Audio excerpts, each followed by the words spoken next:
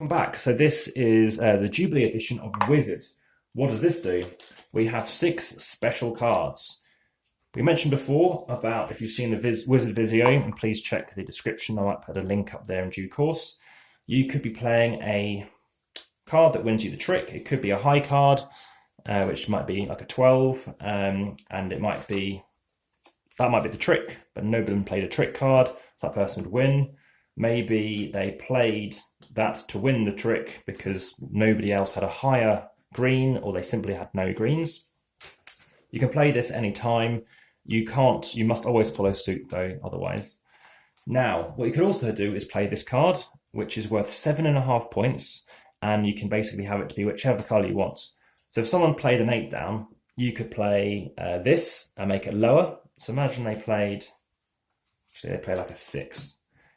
They could say, right, I'm going to make it 7.5 and say it's red, which means they would lose. Or they could say, I want it to be green and make it win. You then have to pass a card to everyone afterwards, which is a risk, because you might then have everyone might have correctly got the amount of cards they wanted, and now it's going to screw with everybody. The fairy, now this is very interesting. If someone plays a wizard card, then what they're doing is they're going to be saying, right, I'm now going to be winning this trick. You're not going to do anything about it. The difference in the Jubilee edition is the fact that if someone plays a wizard, the fairy is worth absolutely nothing, just like before.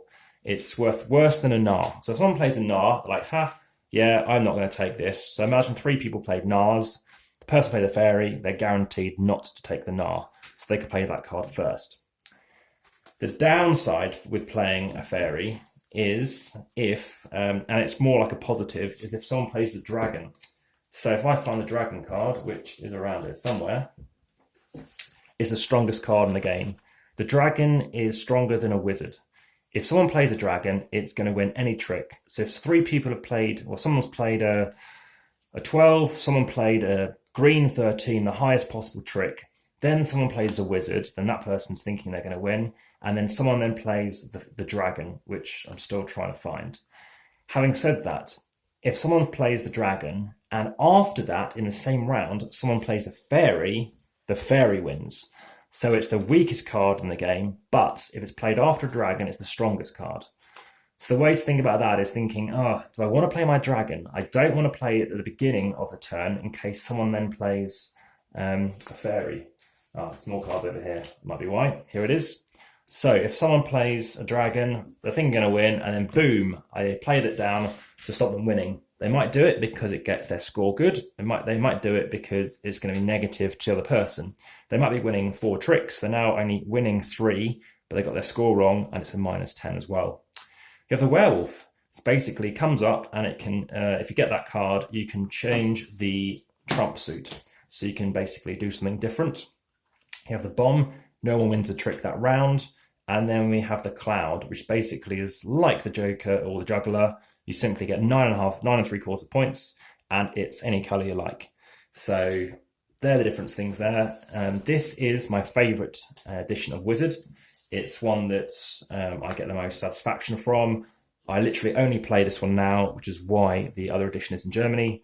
And I just think it's a lot of fun. It's really good to see it. It's a bit more to explain, but I always explain it with the extra cards, because suddenly those wizard cards, as great as they are, you've only got one thing. Little printout sheet as well is really handy, just to remind everybody what's going on. And you can also choose to, with that werewolf card, have no trump suits. In both this and the original, if you happen to draw a Nar, that means there's not going to be any suit to be played as well. So that could be of interest if you're considering what you're going to be playing. So this is the review on Wizard Jubilee Edition.